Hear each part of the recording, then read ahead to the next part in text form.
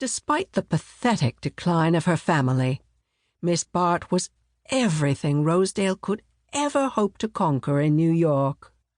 For though he was growing wealthier by the week, he was only and irremediably a Jew, and she was his aristocratic antithesis.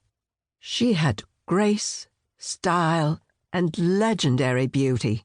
Moreover, she still had impeccable connections, even now in 1904, a decade after her family tragedy. A valuable acquisition.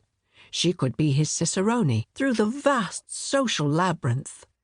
But she seemed to be ineffably out of reach, despite every attempt he had thus far made to scrape acquaintance with her.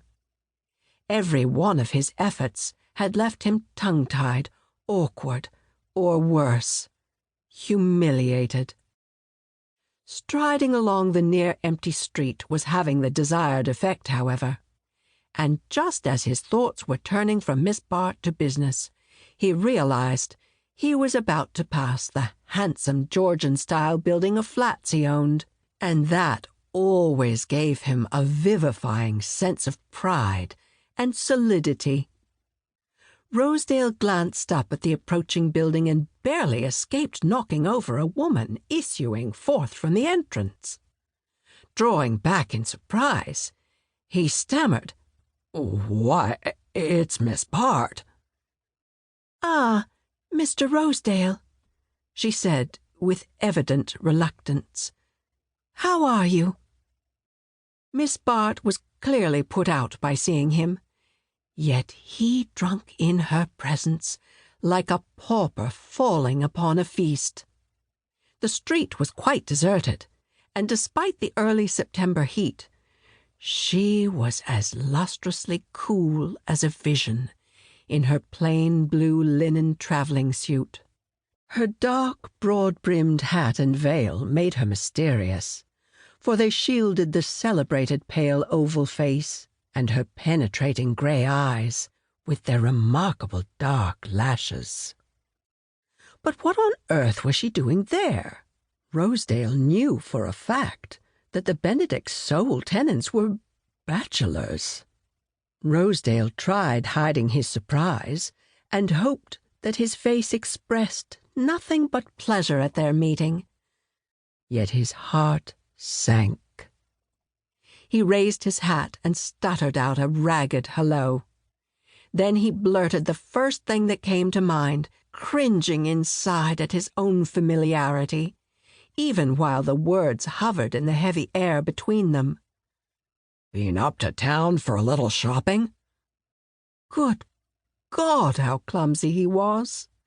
He barely knew Miss Bart, however much he craved her company, her merest uncritical glance.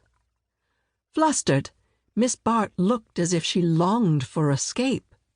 I was seeing my dressmaker, Mr. Rosedale, on the way to a house party at Gus and Judy Trenner's country home."